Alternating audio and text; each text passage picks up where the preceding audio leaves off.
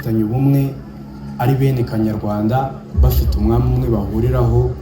Wenda tuvuze nko ku ndangagaciro yo gukunda igihugu, indangagaciro ikomeye cyane buri munyarwanda wese akwiye kwitaho.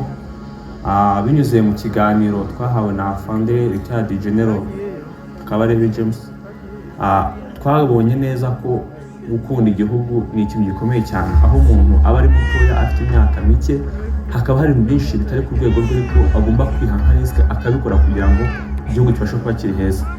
Twabonye rero umurage ukomeye cyane tuvamo mu rugamba rwo kubora igihugu, tugakunda igihugu, tukagikorera, tukitanga mu buryo bwose bushoboka.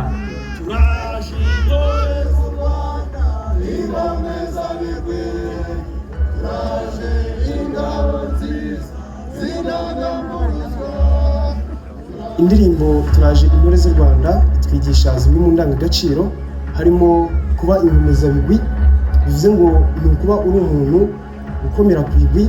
Urugero nk'uko mu Rwanda dufite icyerekezo 2050, natwe urubyiruko dufite inshingano zo kuba twabigiramo uruhare, tukaba turi abantu dukomeye kuri iyo ntego no kuri icyo cyerekezo, tukabasha kuba turi abantu tutagamburizwa na buri kimwe cyose kibonetse. Iminsi maze hano nize ibintu byinshi cyane, ariko ikintu nyamukuru nize ni ugukunda igihugu no kucyitangira no kugikorera. Ndavuga ubu ngubu turi urubyiruko, ntabwo tukiri kurwana intambara y'amasasu, ahubwo turi kurwana intambara ahanini cyane mu ikoranabuhanga, kugira ngo ritere imbere, ikindi no kugira ngo twamamaze cyangwa se tuvuge umuco wacu nk'abanyarwanda, ariko dukoresha imbuga nkoranyambaga. Rero muri make ikintu nigiye hano ni ugukoresha imbuga nkoranyambaga, nganira mbwira amahanga yose uko mu Rwanda tubayeho, bakabasha kumenya ukuri kubiri kubera mu Rwanda, apana ibinyoma bigenda bivugwa ku mbuga nkoranyambaga, bivugwa n'abantu bataba mu Rwanda. Itorero yamfashije ibintu byinshi, mfite abashuti benshi muri Platoon anje, Platoon 3 C Company, baramfashije kumenya gukunda umuco ya Kinyarwanda, kubyina, kuganira, gushyiraho morali muri mucaka.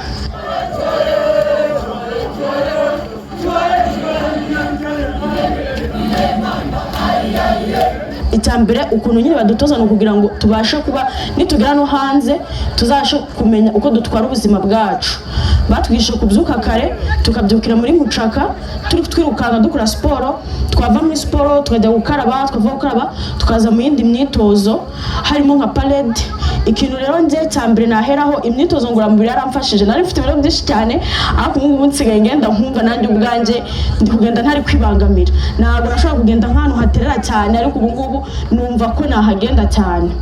Ndashimira umutoza w'ikirenga ko yadutekerejeho nk'urubyiruko n'abana b'abakobwa, akatuzana tukaba turi ahangaha.